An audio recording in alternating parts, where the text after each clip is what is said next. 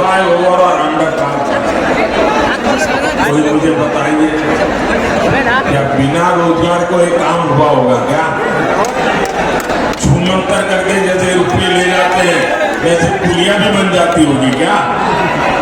किसी को तो रोजगार मिला होगा ना, तब जाकर के बना होगा। पिछले 10 साल में बिहार में 3,300 किलोमीटर के नेशनल हाईवे बने। मुझे कोई बताए भाई बुद्धिमान, 3,300 किलोमीटर हाईवे क्या बिना रोजगार दिए बन जाते हैं क्या?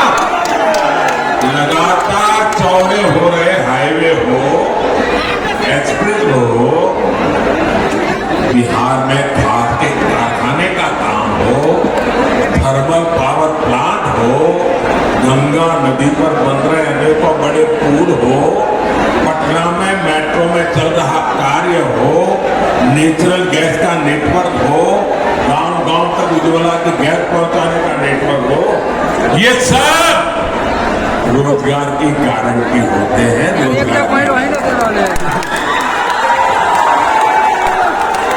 लेकिन जो अपने बाप दादा की कमाई खा करके जीते हैं उनको रोजगार क्या होता है इसकी समझ तक नहीं है।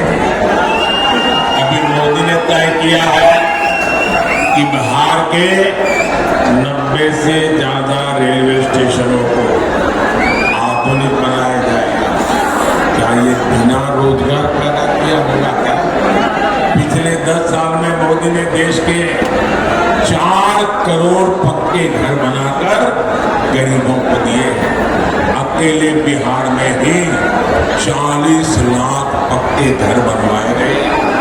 इन घरों के लिए जो सीमेंट सरिया आया है, ईंट बालू आया है, वो भी मोहल्ले की दुकान से ही तो गया है।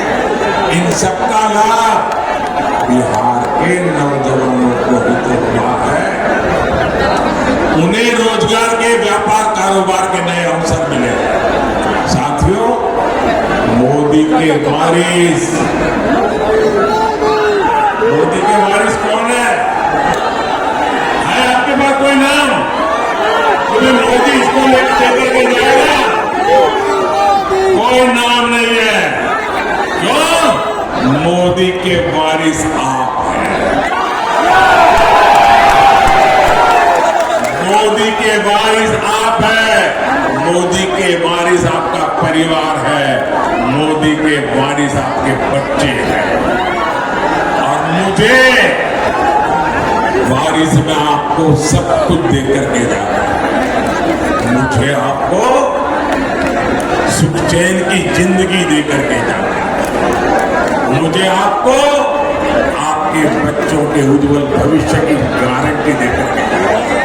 मुझे आपको विकसित भारत आपके हाथ में सौंप करके जाना है। और इसलिए मैं हर कोशिश कर रहा हूं कि लोगों के हर सपने पूरे हो, वो हर काम कर सके, अपने सारे सपनों को सिद्ध कर सके। आपको जानकर खुशी हो, सिर्फ मुद्रा योजना में बिहार में 2.5 लाख करोड़ रुपए की मदद युवाओं को दी गई है। 2.5 लाख करोड़, और वो भी मोदी की गारंटी पर। उनसे गारंटी नहीं मांगा, उनसे उनकी संपत्ति का हिसाब नहीं मांगा।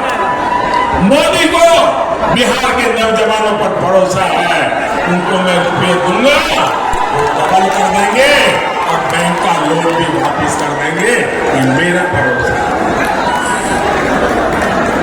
ये 3 लाख करोड़ रुपए यहाँ दलित, अति पिछड़े युवाओं को मिले, महिलाओं को मिले, जिसे यहाँ लाखों काम शुरू। यहाँ वैशाली सहित पूरे बिहार में टूरिज्म आधारित रोजगार की अद्भुत संभावना है। यहाँ बुद्ध सर्किट योजना के तहत काम चल रहा है। इससे भी क्षेत्र में रोजगार के नए अवसर बनेंगे। साथियों, विकसित बिहार, विकसित भारत के लिए आपको 20 मई को ज्यादा से ज्यादा मतदान करना है। करोगे?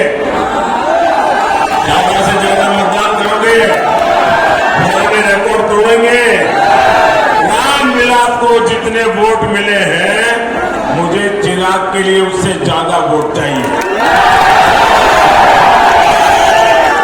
रामविलास जी के आत्मा को चिराग के जीतने से शांति नहीं होगी। रामविलास को मिले वोट से ज्यादा वोट मिलेंगे तब जाकर के रामविलास जी को शांति होगी। इसलिए इस बार जब आप वोट देंगे ना तो एक वोट की ताकत है आपके चिराग का जीतना, और उसी वोट की आत्मा है रामविलास को श्रद्धांजलि। भाइयों बहनों, मैं चिराग के लिए इसलिए नहीं आया तो उसको मुझे जिताना है, तो जीतने वाला ही है। मैं उनके व्यवहार में रामविलास जी के बेटे होने का गुरूर का नामो निशान नहीं।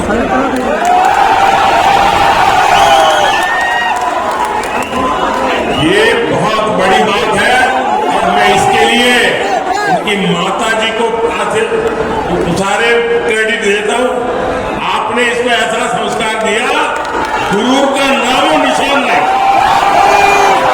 दूसरी बात, मैंने एक बार हमारी कैबिनेट में कही थी, शायद चिराग को भी पता नहीं होगा, रामविलास जी कैबिनेट में थे। मैंने कहा कि मैं देखता हूं कि चिराग जब पार्लियामेंट चलती है वो पूरे दिन सदन में बैठता है। सॉरी, मैं जरा तूतारी कर देता हूं कि मैंने उसको बेटे की तरह देखा है, वरना वो हमारे लैंग्वेज ऑफिसर है। पूरा समय पार्लियामेंट में वो बैठते थे 14 से 19। मैंने कैबिनेट में कहा, मैंने कहा देखिए इस बच्चे में सीखने की, जानने की इतनी लगन है, वो एक एमपी के रूप में इतना कोशिश कर रहा है सीखने की, और मैं मानता हूं एक सांसद के रूप में चिराग सफल सांसद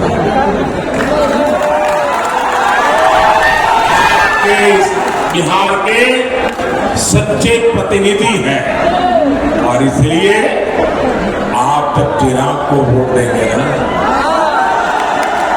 वो वोट सीधा सीधा मोदी के खाते में जाए। अच्छा, मेरा एक काम करेंगे, जरा सब बताइए, मेरा एक काम करेंगे। ऐसे नहीं, चिराग की बात कर रहा हूं तो बड़ा उत्साह आ जाता है, मेरी बात करता हूं ठंडे पड़ जाते हो। जरा हाथ ऊपर करके बताइए, मेरा काम करोगे? देखिए, यहां से जाने के बाद ज्यादा से ज्यादा घरों में जाइए, ज्यादा से ज्यादा परिवारों में जाइए, और जाकर के कहिए मोदी जी आए थे, मोदी जी ने आपको जय श्री राम कहा है। मेरा जय श्री राम पहुंचा दीजिए। बोलो भारत माता की, भारत माता की, भारत माता की। बहुत बहुत धन्यवाद।